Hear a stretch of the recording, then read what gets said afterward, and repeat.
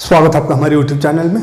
इस वीडियो में देखेंगे कोशिका का सेकेंड पार्ट है ना। पहला पार्ट देखे थे पिछला वीडियो में जो कि 8 और 9 दोनों के लिए है, ठीक है। 8 क्लास का पहला चैप्टर साइंस का कोशिका और 9 क्लास का चैप्टर 5, तो दोनों में कोशिका पढ़ना इसलिए एक ही साथ करा दे रहे हैं दोनों का, ठीक है। तो पहला पार्ट तो कोशिका के मुख्य घटक देख रहे थे, ठीक है। कोशिका के मुख्य घटक देख रहे थे। कोशिका के मुख्य घटक में 3 होता है, बताए थे। कोशिका का 3 महत्वपूर्ण पार्ट होता है, भाग होता है, जिसमें से एक हो बाहर वाला कोशिका झिल्ली, उसके बाद बोले थे एक बीच में जो रहता है केंद्रक जिसको बोलते हैं, और कोशिका के अंदर का जो लिक्विड होता है, द्रव होता है, उसको कोशिका द्रव। 3 होता है, जिसमें से कोशिका झिल्ली के बारे में पूरा डिटेल से समझा चुके थे। कोशिका झिल्ली में एक चीज बताए थे कि कोशिका में वो अर्ध पराग में झिल्ली होता है, यानी कुछ पदार्थ को अंदर आने देता है, कुछ को बाहर। तो जो अंदर बाहर करने का सीन है उसको परासरण या विसरण कहते हैं। परासरण या विसरण विधि से अंदर बाहर होता है। तो परासरण और विसरण से भी कुछ क्वेश्चन पूछता है। परासरण में अंतः परासरण, बाह्य परासरण, इस तरह से है, कुछ पढ़ना है परासरण और विसरण में भी, तो उसको लास्ट में देखेंगे, क्योंकि ये कोशिका से हट के है, वो केमिस्ट्री का जैसा भाग है, ठीक है। तो इसलिए अभी कोशिका का अंग देख लेते हैं। ये परासरण और विसरण क्या होता है, ये सबको थोड़ा सा ज़्यादा है, बीच में यहाँ पे घुसा देंगे तो थोड़ा लगेगा कि कहाँ केमिस्ट्री में घुस गए, इसीलिए इसको लास्ट में देखेंगे, ठीक है। अभी कोशिका पूरा समझ लेते हैं, उसके बाद परासरण, विसरण, अंतः परासरण, बाह्य परासरण, सम परासरण दाबी, अति परासरण दाबी, इस तरह का 2-3 है, वो सबको देखेंगे, ठीक। तो पहले देखिए अंग देख लेते हैं।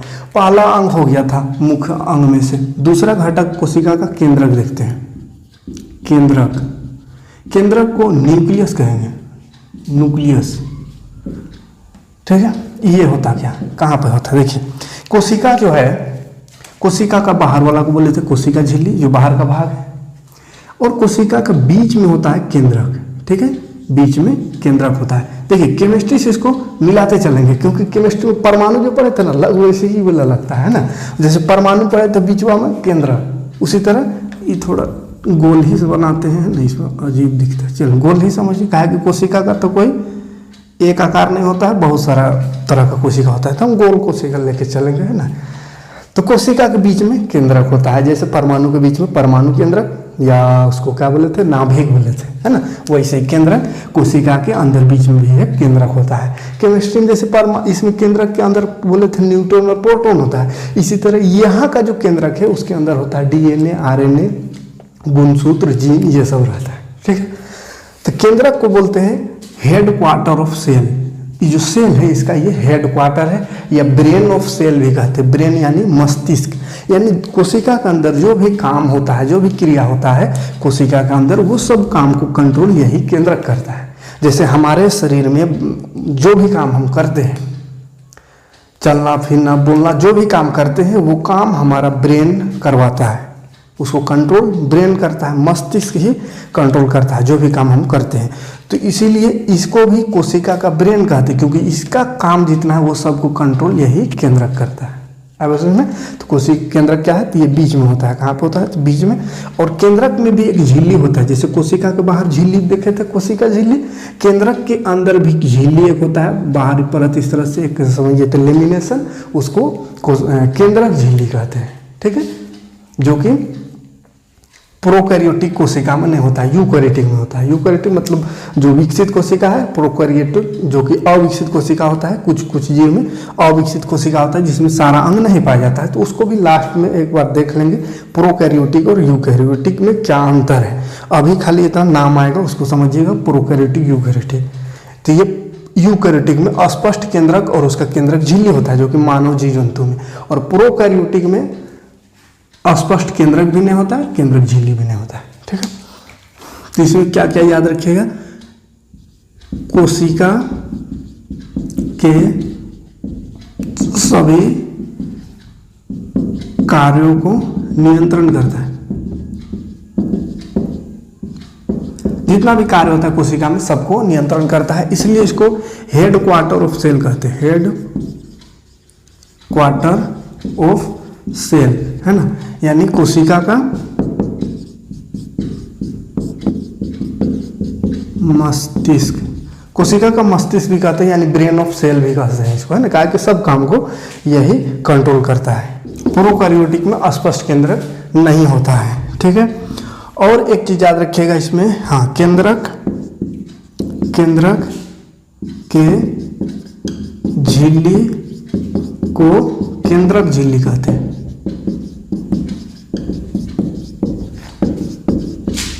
केंद्रक के बाहर में भी एक झिल्ली होता है जिसको केंद्रक झिल्ली कहते हैं। अच्छा, इसका खोज कौन किया था उसको तो बता दें कि रॉबर्ट ब्राउन ने, है ना, रॉबर्ट ब्राउन ने 1831 तक। केंद्रक याद रखिएगा, केंद्रक को हेडक्वार्टर ऑफ सेल कहते हैं, या ब्रेन ऑफ सेल, यानी सेल का मस्तिष्क, या सेल का केंद्र, कोशिका का केंद्र। कोशिका में जितना भी कार्य होता है वो सभी कार्य को यही नियंत्रण करता है, ठीक है। कौन? केंद्रक। ये जो है प्रोकैरियोटिक कोशिका में अस्पष्ट केंद्रक होता है, यानी एकदम पूरा केंद्रक होता है जैसा रहना चाहे। प्रोकैरियोटिक में, यूकैरियोटिक में जो जीव जंतु और मानव का कोशिका उसमें, और प्रोकैरियोटिक में अस्पष्ट केंद्रक नहीं होता है। प्रोकैरियोटिक कुछ सूक्ष्म जीव होते हैं, है ना, जिसमें या एक कोशिकीय जीव होते हैं जिसमें एक ही कोशिका होता है, तो सब में पूरा कोशिका विकसित नहीं होता है, यानी इसका केंद्रक भी विकसित नहीं होता है, पूर्ण विकसित नहीं होता है, यानी केंद्रक के ऊपर झिल्ली नहीं रहेगा, ठीक। और केंद्रक की झिल्ली जो होता है उसको केंद्रक झिल्ली कहते हैं, जो कि किसमें? यूकैरियोटिक में झिल्ली रहेगा, प्रोकैरियोटिक वाला में केंद्रक झिल्ली नहीं रहता है। लास्ट में फिर से एक बार इसको बताएंगे, है ना, यूकैरियोटिक और प्रोकैरियोटिक में अंतर। अभी जो चीज़ है केंद्रक उसको समझने का प्रयास करें। ये सब एक आध वर्ड जो आएगा उसमें अभी नहीं घुसना है, ये सब जब पढ़ाएंगे उस समय जानना है, ठीक है। अभी खाली याद रखना है कि ये यूकैरियोटिक में स्पष्ट होता है, प्रो में नहीं होता है स्पष्ट, ठीक। तो ये केंद्रक का हो गया। अच्छा, एक चीज़ और, केंद्रक में क्या क्या पाया जाता है? केंद्रक में डीएनए होता है, डीएनए, आरएनए, गुणसूत्र कहते हैं इसको, गुणसूत्र या जीन कह सकते हैं,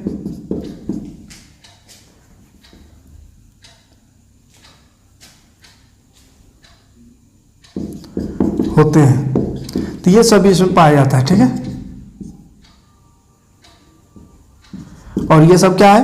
आरएनए, डीएनए, गुणसूत्र, ये सब क्या है? आनुवांशिक गुणों का वाहक, है ना, जो कि आनुवांशिक गुणों का वाहक है। आनुवांशिक गुणों का वाहक कहने का मतलब है कि एक पीढ़ी से दूसरे पीढ़ी में कोई गुण जो ट्रांसफर होता है, जैसे माँ बाप का कुछ गुण उसके बच्चों में आ जाता है, उसका कुछ गुण उसके बच्चों में, है ना, या कुछ गुण दादा दादी से मिल जाता है।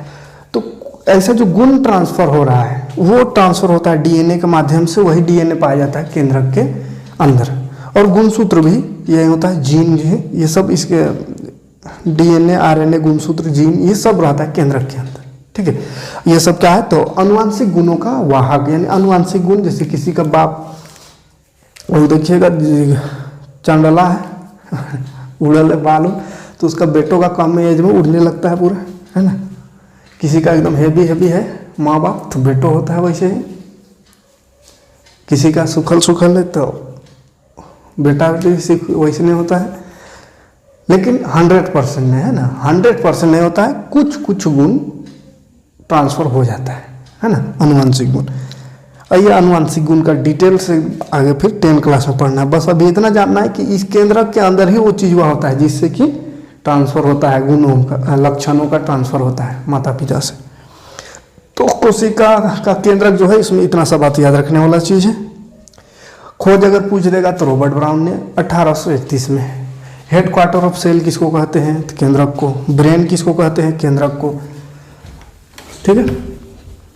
अगला मेन अंग है कोशिका द्रव्य। कोशिका द्रव्य और एक अभी जो केंद्र पढ़े केंद्रक, एक केंद्रक द्रव्य होता है, दोनों को मिला के जीव द्रव्य कहते हैं। इसको याद रखिएगा, जीव द्रव्य। जीव द्रव्य में दो चीज आता है, एक आता है कोशिका द्रव्य, और एक आता है केंद्रक द्रव्य। क्या चीज? देखिए, कोशिका कोई है, कोशिका है, कोशिका के अंदर में कुछ तरल पदार्थ पाया जाता है, ठीक है। तरल पदार्थ, कुछ लिक्विड पाया जाता है, पूरी तरह से पानी जैसा नहीं रहता है, ना ही पानी ना ही ठोस रहता है ना, वो बीच बीचा वाला रहता है ना, थोड़ा तरल टाइप में, तो वैसा तरल पदार्थ इसमें पाया जाता है कोशिका के अंदर। और इसी तरल पदार्थ में जितना भी कोशिका के अंग है वो सब अंग मौजूद होते हैं, जैसे कि न्यूक्लियस हो गया, केंद्रक हो गया, माइटोकॉन्ड्रिया कहीं रहेगा, गोल्जी उपकरण रहेगा, है ना। जितना भी अंग है सर इसमें कोशिका में वो सब अंग इसके अंदर पाया जाता है। किसमें? द्रव में। एक तरफ गाढ़ा द्रव होता है, एक गाढ़ा तरल पदार्थ, उसी तरल पदार्थ में सारा अंग मौजूद होता है, तो उसी को कहते हैं कोशिका द्रव। ठीक है, तो जिस तरह कोशिका द्रव होता है कोशिका के अंदर, इसी तरह अगर ये केंद्रक के अंदर देखें तो केंद्रक में भी कुछ लिक्विड पार्ट होता है, तरल पदार्थ, जिसमें कि डीएनए आरएनए वो सब रहता है। तो वहाँ वाला जो द्रव होता है उसको कहेंगे केंद्रक द्रव, केंद्रक के अंदर है तो। और द्रव ये जो कोशिका के अंदर में जो द्रव्य है उसको कोशिका द्रव्य कहते हैं। और दोनों मिला के बात किया जाए तो उसी को जीव द्रव्य कहते हैं। ठीक है, जीव द्रव्य आया बात समझ में? दोनों मिला के जीव द्रव, कोशिका के अंदर का द्रव कोशिका द्रव और केंद्रक के अंदर का केंद्रक द्रव। इसी द्रव में सारा अंग मौजूद होता है। क्यों होता है थोड़ा समझ लेते हैं, खत्म हो जाएगा। और कुछ नहीं, बस अंदर का द्रव है उसी को कहेंगे। तो द्रव होना क्यों जरूरी? देखिए कोशिका के अंदर बहुत सारा अंग होता है, कोशिका के अंदर बहुत सारा, अब इसके बाद वही सब पढ़ना है, lysosome, ribosome, ER, SER, RER, Golgi उपकरण, है ना, प्लास्टिड, रिक्तिका, बहुत सारा अंग मौजूद इस कोशिका के अंदर है। अब वो सारा जो अंग है अगर इसमें कुछ द्रव ना रहता, मान चलिए खाली रहता और कुछ इतना सारा अंग है, तो वो आपस में टकराने का ये था और नष्ट हो जाता। जैसे ऐसे समझिए कि कोई थैला है, ऐसे कोई थैला है, इसमें अगर हम कोई वस्तु लेके चल रहे हैं, या मान चलिए अंडा है, इसमें 6-7 गो अंडा है, इसे अलग अलग, अब इसको लेके चलेंगे या हिलाएंगे डुलाएंगे तो आपस में नहीं बज जाएगा, इधर उधर होगा, बज रहेगा, फूट फाट जाएगा सब है। अब इसी को अगर हमको बचा के रखना है ना फूटे, तो उसके लिए क्या कर सकते हैं, इसमें कुछ भर देंगे, कार्टून उटून कुछ भर देंगे या भूसा भर देंगे। देहात का है तो भूसा भरेंगे, भूसा समझते हैं ना, ऐसे भर देंगे। उसके बाद इसको अलग अलग इस तरह से रखेंगे तो क्या होगा, आपस में टकराएगा ना। जैसे अंडा ट्रे में भी रखा हुआ रहता है तो अलग अलग खांधा बनाया हुआ रहता है, ये एक तो यहाँ एक तो यहाँ, आपस में ना टकराए। यानी उसमें बीच में क्या, वो जो भी है कार्टून जो चीज़ भी है वही चीज़ उसमें डाला किया हुआ है, दिया हुआ है ना, ताकि आपस में ना टकराए। तो उसी तरह इसमें भी कोशिका के अंदर बहुत सारा अंग है। अब इसमें अगर कुछ बीच बीच में नहीं ठूस दे तो आपस में नहीं बजरा जाएगा।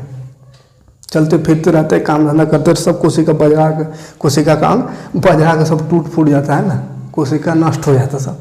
तो इसीलिए बनाने वाला ने इस पर एक द्रव दे दिया, लिक्विड तरल पदार्थ दे दिया, जिसमें कि बजरा नहीं सकता है, यहीं पे तैरते रहते। ये अंग यहाँ पे यहाँ पे यहाँ पे, इस तरह से सभी अंग उसी तरल में है, इधर उधर वहाँ पे वहाँ से नहीं जाता है। ठीक है, मन आपस में टकराएगा नहीं, नष्ट नहीं होगा। तो इसलिए बचाव के लिए वो तरल पदार्थ होता है और इसका वैसा कुछ खास नहीं है। ठीक, तो चलिए थोड़ा सा अगर लिखना चाहे तो क्या लिखेंगे, लिख देते हैं थोड़ा सा। जीवन का आधार माना जाता है कोशिका द्रव्य को, क्योंकि देखिए कोशिका द्रव्य द्रव्य नहीं रहेगा तो ये फिर कोशिका का अंग बताएं कि आपस में सब टकरा जाएगा, कभी माइटोकॉन्ड्रिया उधर, कभी इधर, कभी उधर, टकरा करके टूट फूट जाएगा, सब बर्बाद हो जाएगा, यानी सब कोशिका मर जाएगा, तो आदमी कहाँ से जिंदा रहेगा। तो जीवन का आधार है, जीवन का कल्पना इसके बगैर नहीं कर सकते, ये रहेगा तभी जीवन संभव है ना, नहीं तो अगर सूख जाएगा द्रव तो फिर गया। तो इसका मेन काम क्या है, कोशिका द्रव को, कोशिका को सूखने से बचाता है, कोशिका को सूखने से बचाता है, कोशिका को सूखने नहीं देता है। ठीक है, इसका मेन कार्य समझिए, ताकि आपस में को सब ठीक ठाक रहे। इसका ज़्यादातर भाग मतलब पानी रहता है, 80% इसमें जल होता है, बाकी 20% प्रोटीन वसा ये सब का रहेगा, लेकिन 80% जल रहता है। तो इसे क्या है कि ये सूखने नहीं देता है, कोशिका को सूखने नहीं देता है, और सूखेगा नहीं तो इसका अंग अच्छा रहेगा, इसका जो भी अंग पाया जाता है इसके अंदर वो ठीक ठाक रहेगा, वो नष्ट नहीं होगा। ठीक है, तो ये कोई दिक्कत नहीं। कोशिका द्रव में, कोशिका द्रव को जीवन का आधार माना जाता है। ठीक, आगे बढ़ते देखिए, ये 3 जो मुख्य घटक था वो खत्म हो गया। अब कोशिका के अंग को देखते हैं, और भी अंग है वो सबको देखिए। अब बाकी अंग अब देखते हैं जल्दी जल्दी। ठीक है, मेन 3 अंग था, अब जितना भी अंग है उसको एक लाइन से सबको देखते चलेंगे। कोशिका अंग इसको कहेंगे। ठीक है, तो पहला अंग देखते हैं अंतर्द्रव्य जालिका, अंतर्द्रव्य जालिका, जिसको इंग्लिश में इंडोप्लाज्मिक रेटिकुलम कहते हैं, इंडोप्लाज्मिक रेटिकुलम रेटिकुलम। ठीक है, तो ये एक नली टाइप का रहता है। ठीक है, कैसे रहता है इसे कोशिश करेंगे चित्र में दिखाते चले, है ना, चित्र में देखते चलिएगा।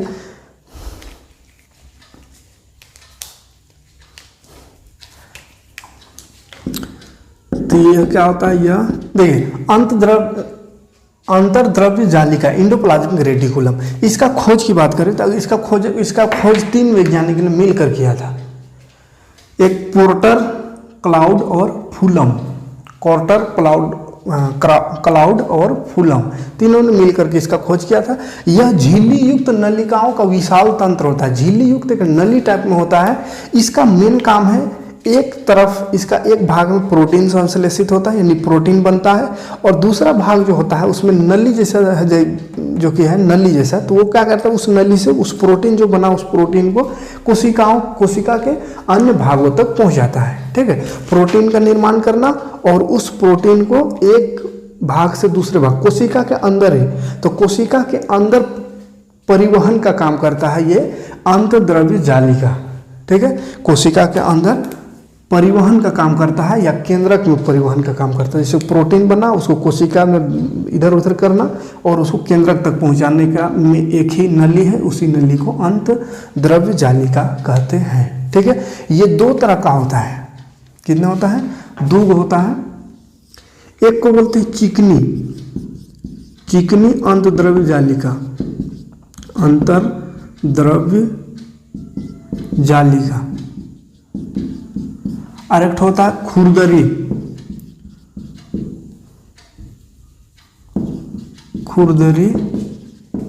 इसको क्या कहेंगे? स्मूथ, है ना, स्मूथ एंडोप्लाज्मिक रेटिकुलम। ER लिख देते हैं शॉर्ट में, SER इसको और ज़्यादा शॉर्ट में लिखना चाहते लिखेंगे, है ना। और ये हो गया रफ, RER मतलब rough endoplasmic reticulum, rough endoplasmic reticulum. और एक होता है स्मूथ एंडोप्लाज्मिक रेटिकुलम, माने एक ठो रफ स्मूथ रहता है चिकना पूरा, और एक ठो खुरदरे रहता है, खुरदरी अंतजालिका। अभी चिकना रहता है इसमें वसा पाया जाता है, इसलिए वसा वाला चिकना रहेगा। जो खुरदरी है उसमें राइबोसोम पाया जाता है। ठीक है, और वही राइबोसोम जो होता है प्रोटीन बनाता है। प्रोटीन की फैक्ट्री कहते हैं राइबोसोम को। तो राइबोसोम कहाँ पाया जाता है? तो खुरदरी अंतर्द्रव्य जालिका की तरफ राइबोसोम होता है, वहाँ से प्रोटीन बनता है और फिर उसी नली से कोशिका के इधर उधर भाग में वो पहुँचाया जाता है। ठीक है, चिकना होला से आगे समझे। चलिए देखिए 3 पॉइंट याद रखिएगा। यह वसा व लिपिड का बना होता है, चिकना वाला उधर वाला प्रोटीन बनाने, ये वसा और लिपिड बनाने में मदद करता है और वो वाला प्रोटीन बनाने में मदद करता है। इसमें राइबोसोम नहीं पाया जाता है, उलम खुरदरी वाला में राइबोसोम पाया जाता है। और इसका कार्य जो है कोशिका द्रव्य के भागों तथा केंद्रक में प्रोटीन का परिवहन करना, प्रोटीन को ले जाना, है ना। केंद्रक के अंदर भी जरूरत पड़े तो केंद्रक के अंदर प्रोटीन ले जाता है, और अगर कोशिका के अंदर जरूरत है कि इसमें कोशिका द्रव्य में तो कोशिका द्रव्य में, तो दोनों जगह में परिवहन यही करता है। कोशिका के अंदर की बात कर रहे हैं, ठीक है, कोशिका में ये प्रोटीन को पहुंचाता है। और वो जो प्रोटीन पहुंचा रहा है वो प्रोटीन बनता कहाँ है? तो प्रोटीन बनता है यहाँ पे राइबोसोम में, है ना। तो यहाँ इसका मुख्य कार्य है एमिनो एसिड से प्रोटीन बनाना। एमिनो एसिड रहता है उससे प्रोटीन बनता है, जो कि यहाँ पे इसका काम है, राइबोसोम का काम है एमिनो एसिड से प्रोटीन बनाना। अब प्रोटीन फिर बन गया, उसके बाद फिर दे देता है इसको, ये फिर इसको ट्रांसफर कर देता है। ठीक है, वहाँ बनता है, ये वाला रफ चिकना वाला में आता है, चिकना वाला फिर लेके इसको बांट देता है, जहाँ जरूरत पड़े वहाँ पे बांट देता है। लेकिन ये कोशिका का अंदर, उसको याद रखिएगा ना, कोशिका के अंदर। कोशिका के बाहर अगर ले जाना है तो उसके लिए होता है गोल्जी उपकरण, है ना, तो उसको आगे देखेंगे इसके बाद। तो यहाँ तक कोई दिक्कत नहीं है। अच्छा, SER इसका एक और काम है विष तथा दवा का निर्वशीकरण करना। विष और दवा, विष और दवा को निर्विषीकरण करना। निर्विषीकरण करना मतलब उसको, उसका जो जहर है उसको मारना, है ना, या दवा जो ओवर ये हो जाता है दवा, तो उसको कंट्रोल करता है चिकनी अंतर्द्रव्य जालिका, है ना। तो विष यानी कि कोई जहर खा गया या कोई दवा खा गया जो जरूरत से ज़्यादा, बहुत ज़्यादा, तो उसको कंट्रोल कर देता है। ठीक है, डिटॉक्सिफिकेशन कहते हैं उसको, है ना। निर्विषीकरण यानी विष जहर को मारने का काम करता है। ठीक है। तो लीवर में जो होता है चिकनी अंतद्रव्य जालिका लीवर के कोशिका में, तो वहाँ जो जहर वहर कोई खाता है तो उसको ये मार देता है, जहर को नष्ट कर देता है, ठीक है। हल्का फुल्का को जहर या दवा, वैसा नहीं कि एकदम हुमच के खा गए जहर को और सोचेंगे नष्ट कर देगा, तो नहीं, ठीक। तो हल्का फुल्का जहर को ये निर्वशीकरण यानी कि मार देता है। और यहाँ जो वसा और लिपिड बनता है ना, ये वसा और लिपिड से ही कोशिका झिल्ली का निर्माण होता है, ठीक है। इसको याद रखिएगा, कोशिका झिल्ली। कई बार पूछता है कोशिका झिल्ली का निर्माण कहाँ से होता है। कोशिका झिल्ली, कोशिका झिल्ली अभी बताए थे, हम कल बताए थे पिछला क्लास में कि कोशिका झिल्ली एक मुख्य अंग है। सबसे पहले कोशिका झिल्ली के बारे में बताए थे। तो वो वाला कोशिका झिल्ली जो है उसको बनाता है यही वाला वसा और लिपिड से बना होता है, जो कि ये चिकनी अंतद्रव्य जालिका बनाता है, ठीक है। तो कभी क्वेश्चन पूछ देता है ना, क्वेश्चन देखे भी थे तो क्वेश्चन कराएंगे उसमें ये सब आएगा, है ना। तो ज़्यादा यहाँ पे डिटेल वैसा नहीं लिख रहे, कुछ महत्वपूर्ण पॉइंट को ही लिख रहे हैं और फिर क्वेश्चन आंसर कराएंगे तो उसमें पूरा डिटेल से क्वेश्चन लिखेंगे कि उसमें बताएंगे कि कैसा उसका आंसर लिखना है, ठीक है। जैसे यहाँ से क्वेश्चन हमको लगता है ना, कि कोशिका झिल्ली का निर्माण कौन करता है, तो ये अंतद्रव्य जालिका, चिकनी अंतद्रव्य जालिका, ठीक है। यहाँ तक कोई दिक्कत नहीं है। देखिए अगला है गोल्जी उपकरण, गोल्जी बॉडी। गोल्जी बॉडी का खोज कैमिलो गोल्जी नामक साइंटिस्ट ने किया था, कैमिलो गोल्जी, इसीलिए अपने नाम में रख दिया गोल्जी उपकरण, ठीक है। गोल्जी काय भी इसको कहते हैं। तो खोज याद रखिए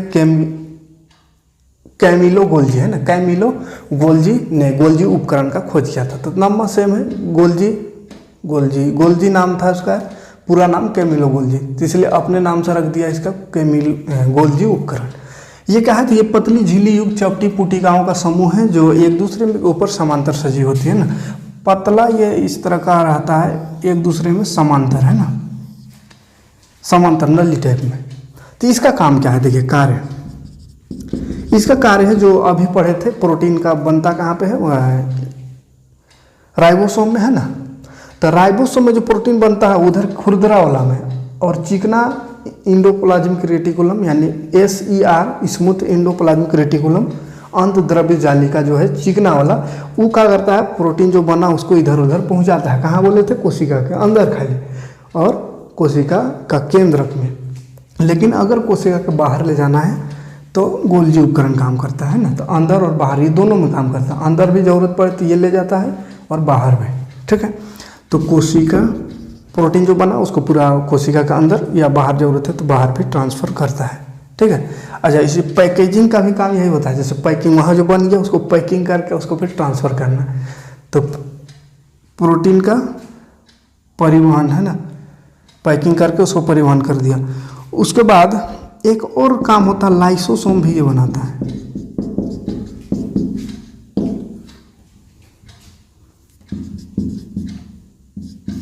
लाइसोसोम को भी ये बना देता है। लाइसोसोम अगर नष्ट हो गया तो ये लाइसोसोम बना देता है गोल्जी उपकरण, ठीक है। लाइसोसोम क्या है आगे पढ़ेंगे, लाइसोसोम पढ़ना है।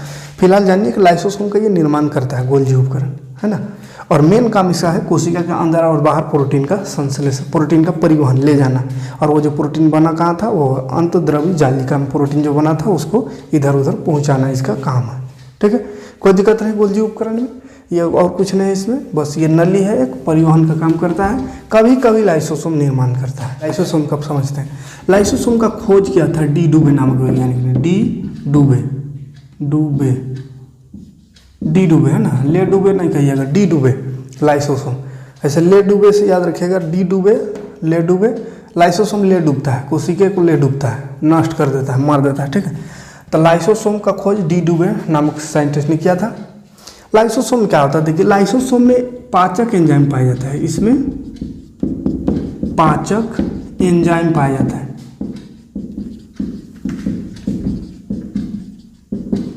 पाचक एंजाइम पाया जाता है जिसको बनाता है वही RER, है ना। पाचक एंजाइम जो है वो कहाँ बनता है, RER रफ एंडोप्लाज्मिक रेटिकुलम, जो अभी शुरू देखे थे, है ना। तो रफ वाला तरफ प्रोटीन भी बनता है और ये एंजाइम भी बनता है। तो वो वाला एंजाइम जो बनता है वो वही वाला एंजाइम लाइसोसोम में आ जाता है। लाइसोसोम में वो एंजाइम पाया जाता है, ठीक है। तो लाइसोसोम का जो एंजाइम है वो जो एंजाइम है वो बहुत खतरनाक एंजाइम पाया जाता है होता है ना। बहुत टाइप का एंजाइम इसमें पाया जाता है, जिसमें से एक सबसे खतरनाक एंजाइम है जल अपघटक एंजाइम, है ना। एक एंजाइम होता है जल अपघटक एंजाइम। जल अपघटक एंजाइम रहता है एक ठो, है ना।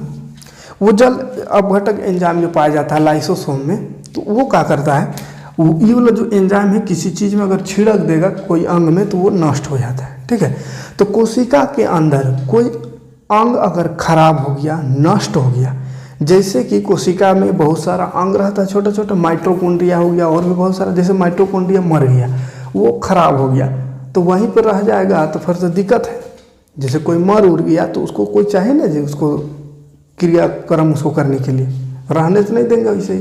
तो उसी तरह शरीर का अंदर का कोई, कोशिका के अंदर का कोई अंग मर गया तो उसको भी तो पचाने के लिए, उसको दफनाने के लिए कोई होना चाहिए, उसको नष्ट करने के लिए। तो कोई अंग अगर वैसा खराब हो गया और वैसा पड़ल है तो उसको मार देता है ये लाइसोसोम, ठीक है। उसमें क्या करता है, जल अपघटक एंजाइम छोड़ देता है।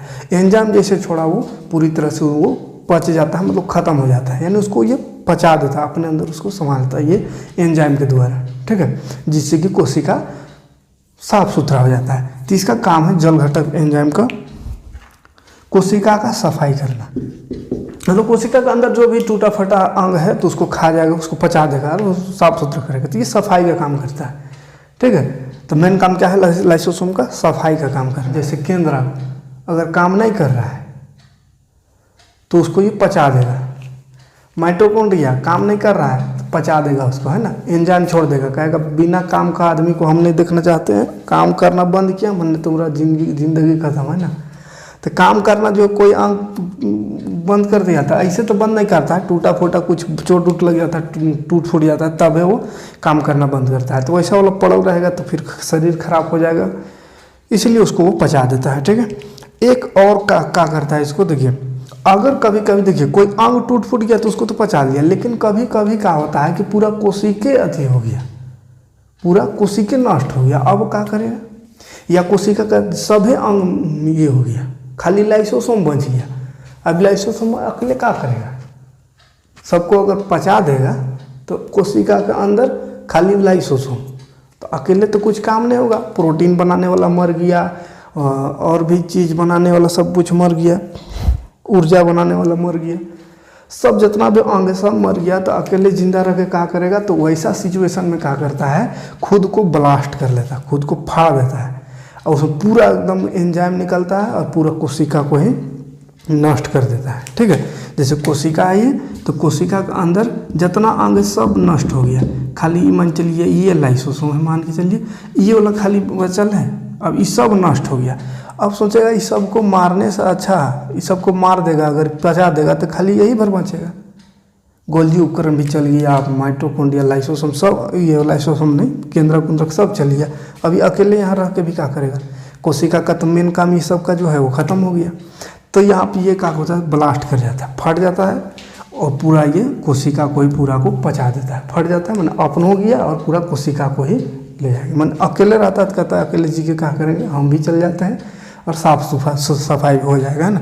तो खुद ब्लास्ट हो गए, ये सब एंजाइम गया तो सब साफ क्लियर हो गया और अपने भी साफ क्लियर वहाँ से, ठीक है। तो वैसा सिचुएशन होता है कब, जब पूरा कोशिके चल जाए, है ना, नष्ट हो जाए।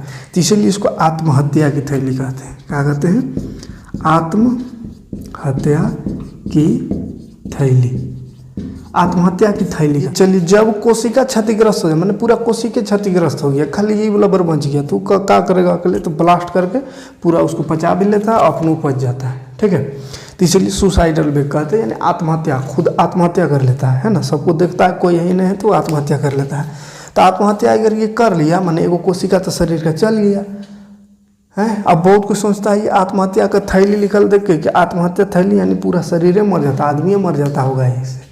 तो आदमी नहीं मरता है, कोशिका खाली वो मर गया। अब करोड़ों कोशिका है तो एक मरने से कोनो थोड़ी होगा एगो कोशिका, फिर वो तुरंत इसका अगल बगल में कोशिका तो भर ले है, तो ये फिर कोशिका विभाजित होकर के एक जो कोशिका मरा उसके जगह में नया कोशिका बना लेता है, ठीक है।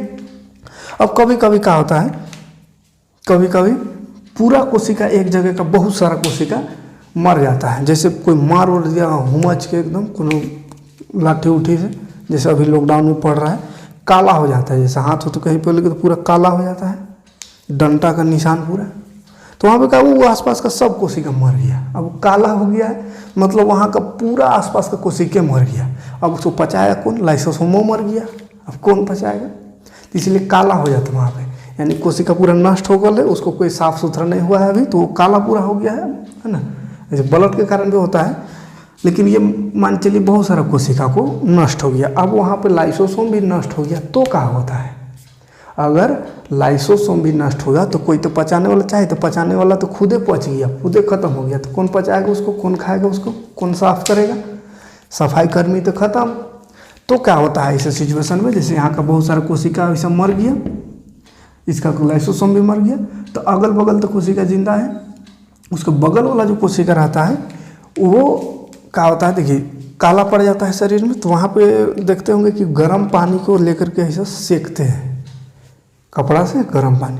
तो वैसा करने से क्या होगा? अगल बगल का कोशिका थोड़ा सा ये हो जाता है कि क्या हुआ, काहे को सेक रहा है। तब अगल बगल वाला कोशिका देखता है, इधर उधर देखेगा तो इधर के तो पूरा लाश बिखरा हुआ है। तब कहेगा अरे इतना इतना मर गया है यार, हम लोग सुतल है, हम ध्यान नहीं दे रहे अगला अड़ोस पड़ोस को, है ना।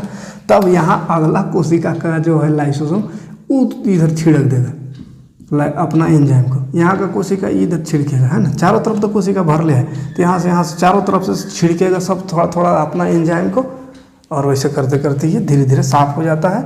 2-4 दिन 5 दिन होते होते फिर वो क्लियर हो जाएगा, ठीक है। और फिर जब साफ हो गया उसके बाद फिर से विभाजित हो करके वहाँ पे कोशिका बंद करके और उसको भर जाता है वहाँ पे, ठीक।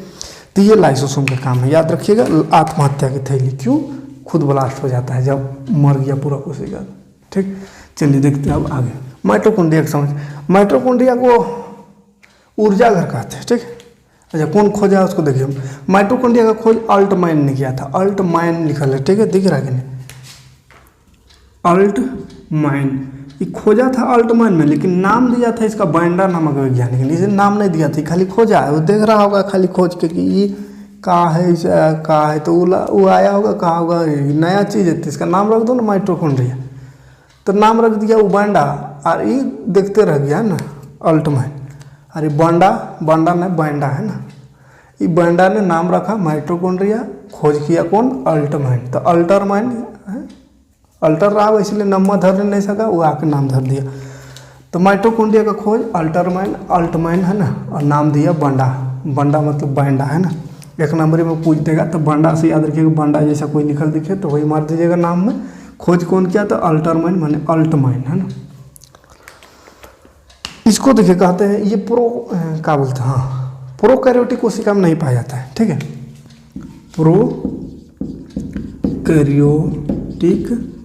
प्रोकैरियोटिक में नहीं हो पाया जाता है, ठीक है। प्रोकैरियोटिक में नहीं होता है, किस में होता है? यूकैरियोटिक खाली, है ना। आदमी जानवर ये सब में, वो पेड़ पौधा में भी, है ना। मतलब यूकैरियोटिक कोशिका में होता है, प्रोकैरियोटिक में नहीं पाया जाता है। इसको पावर हाउस कहते हैं, पावर हाउस ऑफ सेल, यानी कोशिका का ऊर्जा घर, कोशिका का ऊर्जा घर कहते हैं। क्या कहते हैं? पावर हाउस ऑफ सेल, यानी कोशिका का ऊर्जा घर। क्यों कहते हैं? तो इसमें एटीपी ऊर्जा का निर्माण होता है ना। देखिए काम इसका ऊर्जा का निर्माण करना, ठीक है, ऊर्जा का निर्माण करता है। माइटोकॉन्ड्रिया क्या करता है? ऊर्जा निर्माण करता है, बस इतना याद रखिएगा। ऊर्जा का कोशिका का ऊर्जा घर कहते हैं, बिजली घर भी कहते हैं, बिजली घर है ना, या ऊर्जा घर या पावर हाउस। तो माइटोकॉन्ड्रिया में यही क्वेश्चन पूछता है और कुछ नहीं पूछता है। कोशिका का ऊर्जा घर किसको कहते हैं या बिजली घर किसको कहते हैं? तो माइटोकॉन्ड्रिया को कहते हैं, ठीक है। और इसमें पूछेगा कितना एटीपी ऊर्जा बनता है, तो 38 एटीपी ऊर्जा बनता है। और ये क्रेब्स चक्र का मुख्य स्थान है। तो क्रेब्स चक्र क्या है? तो क्रेब्स चक्र जैसे लीजिए C6H12O6, ये ग्लूकोज होता है, जो भोजन वोजन करते हैं, खाना वाना खाते हैं, उससे ग्लूकोज मिलता है। तो ये वाला ग्लूकोज सांस लेते हैं उससे ऑक्सीजन जाता है, सांस लेते हैं उससे ऑक्सीजन दोनों मिल जाता है, तो ये बन जाता है CO2 + H2O + ऊर्जा, ठीक है। 3 चीज़ का निर्माण होता है। केमिस्ट्री में बताया था इसको, है ना, केमिस्ट्री में बताया था। कौन सा अभिक्रिया ऊर्जा निकल रहा है? तो उष्मा क्षेपी अभिक्रिया। तो इसमें क्या हो रहा है देखिए, ग्लूकोज और ऑक्सीजन, ग्लूकोज खाना खाया उससे मिला और ऑक्सीजन सांस लिया उससे, दोनों मिलता कहाँ पे है, माइटोकॉन्ड्रिया में। कहाँ पे मिलता है, माइटोकॉन्ड्रिया में। ये जो रिएक्शन होता है माइटोकॉन्ड्रिया में ही होता है। इसीलिए श्वसन का जो क्रेब्स चक्र चलता है, इसी को क्रेब्स चक्र कहते हैं ना, बहुत सारा क्रेब्स चक्र होता है, तो एक श्वसन का होता है। तो श्वसन का जो श्वसन जो संपन्न होता है, श्वसन अंग जो है वो कौन है, माइटोकॉन्ड्रिया। श्वसन इसमें कंप्लीट होता है। श्वसन देखिए, शुरू सोचते थे कि नकवा से सांस लेते हैं, फिर बाद में पढ़े थे कि फेफड़ा से सांस लेते हैं, लेकिन ओरिजिनल में देखा जाए तो श्वसन का जो क्रिया पूरा होता है वो माइटोकॉन्ड्रिया में होता है। ठीक है, इंसान का जो श्वसन क्रिया संपन्न होता है माइटोकॉन्ड्रिया में होता है। कार्बन डाइऑक्साइड और ऑक्सीजन जो बनता है वो माइटोकॉन्ड्रिया में होता है, यानी ऑक्सीजन से कार्बन डाइऑक्साइड का निर्माण। फिर माइटोकॉन्ड्रिया से कार्बन डाइऑक्साइड निकलता है, तब वो जाके फेफड़ा में जाता है, फिर फेफड़ा से बाहर है, नाक से बाहर आता है। ठीक है, तो ग्लूकोज और ऑक्सीजन दोनों मिलता है। और कोशिका कहाँ पर है, पूरा शरीर में। ऐसा थोड़ी कि खाली फेफड़े में, पूरा शरीर में। इसका मतलब क्या है कि पूरा शरीर में ऑक्सीजन है, पूरा शरीर में ऑक्सीजन जाता है, पूरा शरीर में श्वसन की क्रिया होती है। यहाँ भी हो रही, यहाँ भी है ना, एकदम लास्ट जो अंग है वहाँ तक भी श्वसन की क्रिया हो रही है, हर जगह है ना। हर जगह से शुरू जा रहा है ऑक्सीजन, ब्लड द्वारा जाता है ना, तो एगो नस से ब्लड में आगे पढ़ेंगे, वो ले जाने का काम करता है, तो ऑक्सीजन ले गया, उसके बाद फिर वापस एक दूसरा नल जो पतला पतला नली है, पतला वाला नस जो ऊपरे से दिख जाता है, वो वहाँ से कार्बन डाइऑक्साइड जो बना उसको लेके आता है। ठीक है, ब्लड के साथ जाता है, हीमोग्लोबिन है ना, हीमोग्लोबिन लेके जाता है और वही फिर लेके आता है, देता किसको, फेफड़ा को। कार्बन डाइऑक्साइड लेके आया, पूरा शरीर से चूस के दे दिया फेफड़ा को, फेफड़ा से फिर हम लोग बाहर है ना, नाक द्वारा बाहर कर देते हैं, फिर सांस लेते हैं, फिर ब्लड वहाँ से ऑक्सीजन को लिया और ऑक्सीजन को पूरा शरीर में पहुँचा देता है। फिर वहाँ ये क्रिया होता है, ग्लूकोज और ऑक्सीजन मिलता है, कार्बन डाइऑक्साइड, जल और ऊर्जा बनता है। तो ऊर्जा बनता है जिससे हमको ताकत मिलता है, काम धंधा कर पाते हैं। पानी रह जाता है कोशिका में, ही कोशिका में पानी का जरूरत है ना, कोशिका द्रव है, पूरा 80% पानी होता है। और कार्बन डाइऑक्साइड बिना जरूरी का चीज़ है, तो वही कार्बन डाइऑक्साइड को कोशिका बाहर फेंक देता है। तो कोशिका बाहर फेंकता है किससे, कोशिका झिल्ली द्वारा। कोशिका झिल्ली में बताए थे कि ये इसमें अच्छे पदार्थ को घुसने देता है, खराब को बाहर कर देता है। तो ऑक्सीजन जब जाता है ना, तो ऑक्सीजन को अंदर आने देता है, और जैसे वहाँ कार्बन डाइऑक्साइड बना कोशिका के अंदर, फिर उसको वो बाहर कर देता है। और कार्बन डाइऑक्साइड फिर बाहर जाते जाते जाते कहाँ जाता है, फेफड़ा में, नली द्वारा फेफड़ा पहुँच जाता है, फेफड़ा से फिर हम उसको छोड़ देते हैं बाहर। आए समझ में। तो ये कहाँ पे होता है, माइटोकॉन्ड्रिया में, यानी श्वसन की क्रिया संपन्न होती है माइटोकॉन्ड्रिया में। कोई दिक्कत नहीं। एटीपी का फुल फॉर्म याद रखिएगा, एडिनोसिन ट्राइफॉस्फेट, एडिनोसिन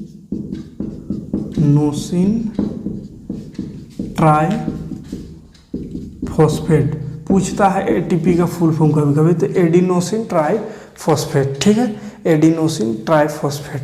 अच्छा, डीएनए आया था, तो डीएनए का फुल फॉर्म जानते हो, dioxy nucleic acid, dioxy nucleic acid. ठीक, तो माइटोकॉन्ड्रिया में कोई परेशानी नहीं होनी चाहिए। कोशिका मेन काम इसका ऊर्जा प्रदान करना, और श्वसन याद रखिएगा। अब श्वसन को मत कहिएगा कि खाली फेफड़ा से होता है, श्वसन पूरा शरीर के हर अंग में ऑक्सीजन जाता है, हर अंग में श्वसन की क्रिया होती है। इसलिए अभी कोरोना में नहीं देख रहे हैं, अंगुलिया से श्वसन नाप रहा है, ऑक्सीजन लेवल नापते हैं ना, तो अंगुली में से आता है, पहना देते हैं, ऑक्सीजन लेवल नापते हैं। तो अंगुलिया से कैसे ऑक्सीजन लेवल पता चल रहा है, तो श्वसन सब जगह हो रहा है, ऑक्सीजन सब जगह आ रहा है, कहीं से भी पता चल सकता है। ठीक है, तो इसीलिए ऑक्सीजन हर जगह मौजूद है, यानी श्वसन हर अंग में होता है, कोशिका हर जगह है, खाली फेफड़ा में नहीं।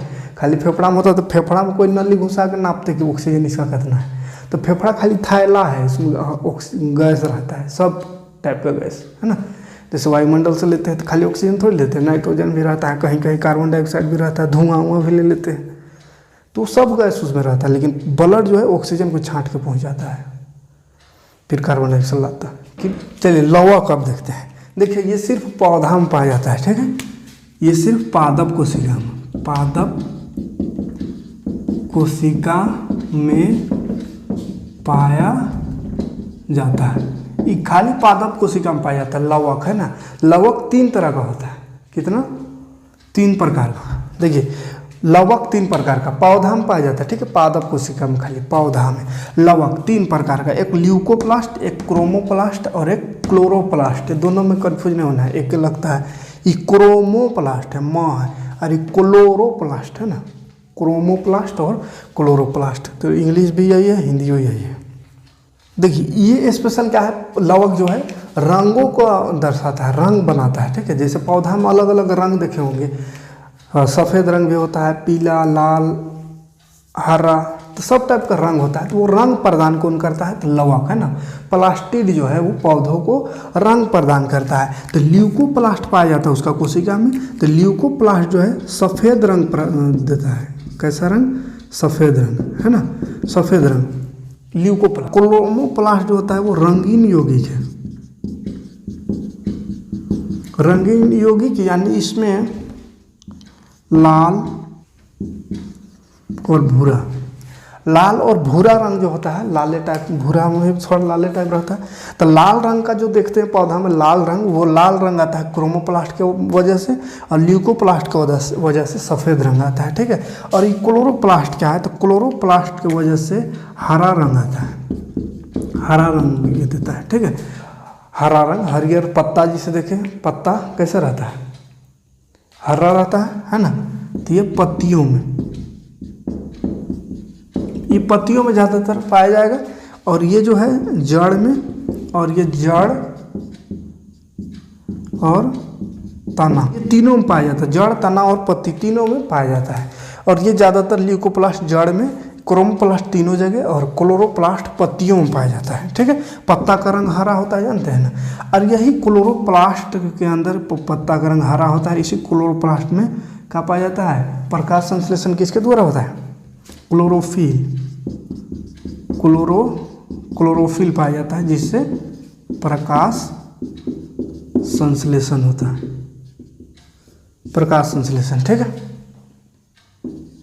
तो प्रकाश संश्लेषण की क्रिया क्लोरोफिल की उपस्थिति में होता है। क्लोरोफिल पत्तों में पाया जाता है, पढ़े होंगे। तो क्लोरोफिल वो जो होता है, वो क्लोरोफिल कौन बना रहा है, क्लोरोप्लास्ट है ना, हरा रंग देता है वही, जो कि पत्तियों में होता है। तो यहाँ पे क्वेश्चन एक पूछेगा, रंग तो पूछेगा, ल्यूकोप्लास्ट सफ़ेद रंग, क्रोमोप्लास्ट रंगीन यौगिक है यानी लाल या भूरा रंग देगा, और क्लोरोप्लास्ट हरा रंग। पत्तों में क्या पाया जाता है, तो क्लोरोप्लास्ट है ना। पत्तों में क्या पाया जाता है, ये क्वेश्चन पूछता है। तो क्लोरोप्लास्ट, क्लोरोफिल पाया जाता है। ये क्लोरोफिल किसके द्वारा बनता है, तो क्लोरोप्लास्ट है ना। तो क्लोरोप्लास्ट, क्लोरोफिल नाम भी एक ही है, पत्तों में होता है, हरा रंग, और इसके कारण प्रकाश संश्लेषण होता है, ठीक है। तो ये लवक किसमें, सिर्फ पादप में पाया जाता है। क्वेश्चन एक और पूछता है कि जंतु प्रकाश संश्लेषण क्यों नहीं कर सकते। तो प्रकाश संश्लेषण करने के लिए क्लोरोफिल की होना ज़रूरत है, क्लोरोफिल का होना जरूरी है। और क्लोरोफिल कब होगा, जब क्लोरोप्लास्ट होगा। तो इसीलिए इसका आंसर हो जाएगा कोशिका के हिसाब से कि पादप, जंतु कोशिका में क्लोरोप्लास्ट नहीं पाया जाता है। जंतु कोशिका में, जैसे जीव जंतु या इंसान का कोशिका में क्लोरोप्लास्ट नहीं पाया जाता है। क्लोरोप्लास्ट नहीं पाया जाएगा तो क्लोरोफिल भी नहीं पाया जाएगा। क्लोरोफिल नहीं पाया जाएगा तो प्रकाश संश्लेषण की बातें नहीं हो सकती यहाँ पे, है ना। बिना क्लोरोफिल का प्रकाश संश्लेषण नहीं होता है। तो यही क्लोरोप्लास्ट नहीं पाया जाता। अगर क्लोरोप्लास्ट पाया जाता हम लोग का शरीर में भी, तो हम लोग को भी दर बदर भटकने की जरूरत नहीं पड़ता, पढ़ने लिखने का भी जरूरत नहीं पड़ता, भोजन बन जाता शरीर में। बाद में पढ़ लिख रहा है काहे को, मेहनत काहे कर रहा है, बस पैसा काहे कमाना चाह रहा है, खाने के लिए। पेट भरल रहता तो फिर कौन पढ़ता लिखता, कौन कमाता, है ना। पेटे सब कुछ कराता है। तो क्लोरोप्लास्ट नहीं पाया जाता है जंतुओं में, पौधों में पाया जाता है। इसलिए वो बिंदास जहाँ है वही रहता है, कोई इसको इधर उधर भटकने की जरूरत नहीं है खाने का तलाश में, ठीक है। उसका शरीर में बन जाता है। आया बात समझ में, यहाँ तक कोई दिक्कत नहीं। लवक 3 प्रकार के याद रखिएगा, सफ़ेद रंग ल्यूकोप्लास्ट की वजह से, रंगीन यौगिक यानी लाल रंग क्रोमोप्लास्ट की वजह से, हरा रंग क्लोरोप्लास्ट को, रिक्तिका रसधानी जिसको बोलते हो, वैक्यूल्स इंग्लिश में, है ना। ये दोनों में होता है, लेकिन जंतु में छोटा होता है, ठीक है। जंतु में छोटा होता है, छोटा, और पादप में बड़ा होता है। जंतु में छोटा होता है ये रसदानी, और पादप में बड़ा होता है, वैक्यूल्स या रिक्तिका कहते हैं ना, बड़ा सा होता है उसमें। जंतु पादप में जो होता है, पादप कोशिका का 50% से 90% तक रहता है, रिक्तिका रहता है। माने जितना बड़ा कोशिका है उससे आधा या आधा से भी ज़्यादा, तो इसमें 50 से 90% रिक्तिका होता है आगे जले। हाँ, मतलब एक कोशिका है जिसका आधा से ज़्यादा भाग रहता है रिक्तिका। इसमें जल रहता है, जल संग्रह। इसका कार्य क्या है? जल संग्रहण, है ना।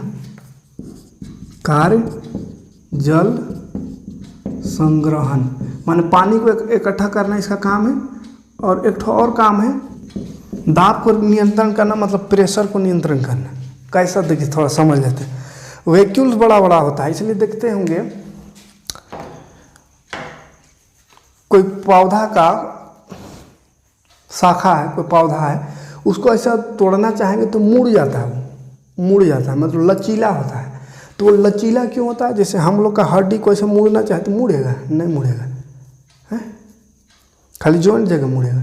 लेकिन वो कुछ कुछ रहता है जो एकदम मजबूत, अब नीचे फेंडवे को मोड़ने चाहिएगा तो नहीं मुड़ेगा। लेकिन शुरू में जो पतला वाला रहता है उसको मोड़ना चाहे तो मुड़ जाता है। तो क्यों मुड़ता है? क्योंकि उसका रिक्तिका बड़ा होता है। रिक्तिका खाली जगह है तो ऐसा मुड़ रहा है, तो ये वाला जो पचक इधर खाली जगह में इसको जगह मिल जा रहा है, तो जगह मिलेगा तो मुड़ेगा।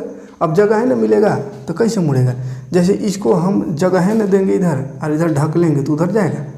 लेकिन इधर खाली है, जैसे यहाँ खाली है तो इसको ढक लेंगे तो इधर चल जाएगा। तो खाली है तो इसको इधर उधर जाने का जगह मिल जाएगा। लेकिन पूरा पैक रहेगा तो नहीं मिलेगा, है ना। तो पूरा पैक है हम लोग का कोशिका, मुड़ता उड़ता नहीं है। लेकिन इसका कोशिका एक जगह खाली है तो इधर से अगर से मुड़ना चाहे तो पचक इधर खाली जगह में चल जाएगा और ये मुड़ जाएगा, है ना। तो पौधा का जो लचीलापन होता है, लचीलापन भी इसी कारण आता है, ठीक है। और दाब को नियंत्रण यानी प्रेशर, जैसे हवा मारता है। शुरू में बताए थे कोशिका झिल्ली और क्या बाहर भी एक परत होता है, कोशिका भित्ति जिसको बोलते हैं पौधा का, है ना। तो उस समय समझाए थे क्यों एक अलग से एक परत रहता है, क्योंकि उसको बाहर रहना पड़ता है। हम लोग जैसे घर नहीं घुसता है पौधा, बाहर झेलना रहता है सब कुछ, इसलिए उसमें मोटा परत रहता है, 2 परत रहता है। तो उसी तरह यहाँ पे वैक्यूल खाली स्थान में भी ज़्यादा रहता है, क्योंकि हवा तूफान करता है तो पूरा मुड़ जाता है। खाली स्थान नहीं रहता तो हवा करता ना तो मारता ना तो सीधे टूट जाता, सीधे टूट जाता, लचकता नहीं।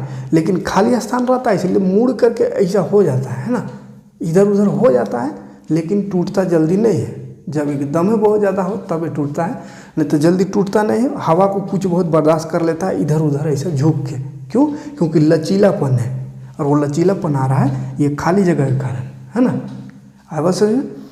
तो ये खाली जगह का यही काम है, जल को संग्रहण करना और लचीलापन देना और दाब को नियंत्रण, प्रेशर आ रहा है वो सबको नियंत्रण करना, ठीक। तो ये कोशिका अंगक खत्म हो गया, इतना सारा कोशिका अंग इसमें पढ़ना था। अब थोड़ा सा एक और पार्ट बना देंगे, उसमें देख लेंगे पादप कोशिका और जंतु कोशिका में अंतर एक साथ देख लेंगे। प्रोकैरियोटिक और यूकैरियोटिक में अंतर देख लेंगे। और जो एक छोड़े का चीज़ परासरण और विसरण छोड़े, जो केमिस्ट्री जैसा है, तो उसको थोड़ा सा देख लें तो अगला पार्ट में कंप्लीट हो जाएगा, ठीक है। उसके बाद एक पार्ट और बना देंगे जिसमें क्वेश्चन आंसर करेंगे। तो ऐसे अगर पादप कोशिका, जंतु कोशिका, प्रोकैरियोटिक, यूकैरियोटिक अंतर बता देंगे तो 2 क्वेश्चन हो जाएगा कल है। उसके बाद बाकी क्वेश्चन बचेगा उसको नेक्स्ट वीडियो में देखेंगे। तो मिलते हैं नेक्स्ट वीडियो में। वीडियो समझ में आएगा तो लाइक कमेंट जरूर कीजिएगा और वीडियो को शेयर करके लोगों को जोड़ने का प्रयास करें, ताकि हम इसी तरह आपके साथ लगातार बने रहें। Thanks for watching.